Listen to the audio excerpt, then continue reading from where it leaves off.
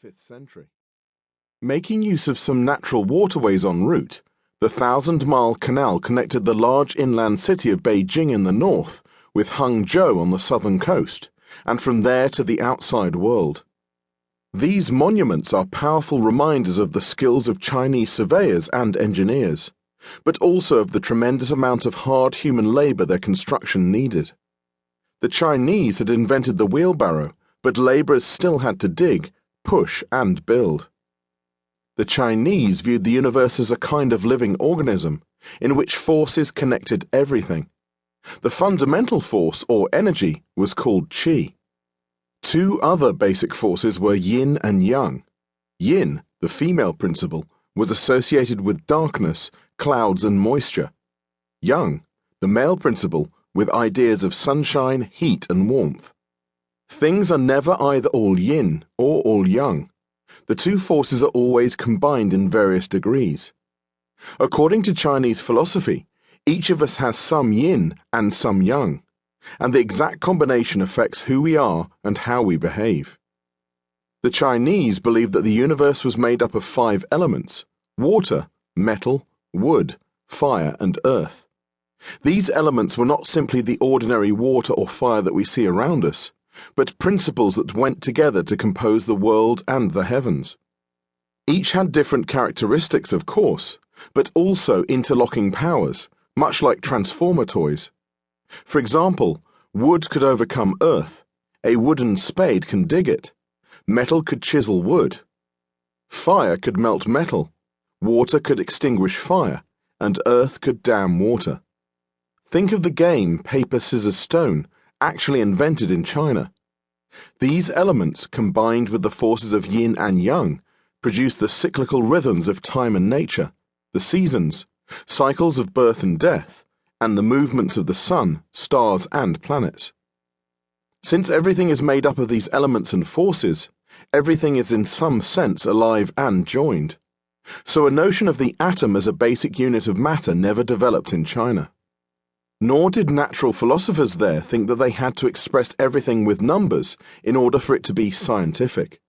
Arithmetic was very practical, doing your sums when you were buying and selling, weighing goods, and so on. The abacus, a device with sliding beads on wires that you might have learned to count on, was written about in the late 1500s. It was probably invented earlier.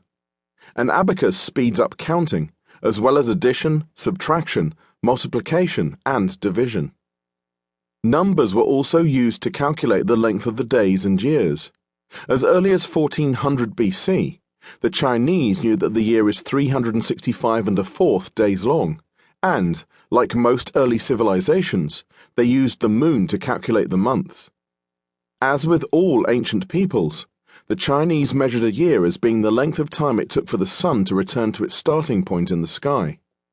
The cycles in the movements of planets like Jupiter and of the stars fit nicely into the idea that everything in nature is cyclical. The supreme ultimate grand origin was an immense calculation to find out how long it would take for the whole universe to make a complete cycle: 23,639,040 years. This meant that the universe was very old, though we now know it is much older. The Chinese also thought about how the universe was structured. Some of the early Chinese star maps show that they understood how to represent, on a 2-dimensional map, things that exist in a curved space. Xu Enlai, who lived in the later Han Dynasty, AD 25 to 220, believed that the sun, moon, and stars floated in empty space, driven by the winds. This was very different to the ancient Greek belief that these heavenly bodies were fixed in solid spheres, and is much more like how we understand space today. Stargazers in China recorded unusual events very carefully, so their records, since they go back so far, are still useful to modern astronomers. Since the Chinese believed that the Earth was very old, they had no difficulty recognizing fossils as the hardened remains of plants and animals that had once been alive. Stones were grouped according to such things as hardness and color. Jade was especially prized, and craftsmen carved pieces of jade into beautiful statues. Earthquakes are common in China, and although no one could explain why they occur, In the 2nd century AD, a very learned man called Zheng Heng used a hanging weight that swayed when the earth shook to record the earth's tremors. This was a very early version of what we call a seismograph, a machine which draws a straight line until the earth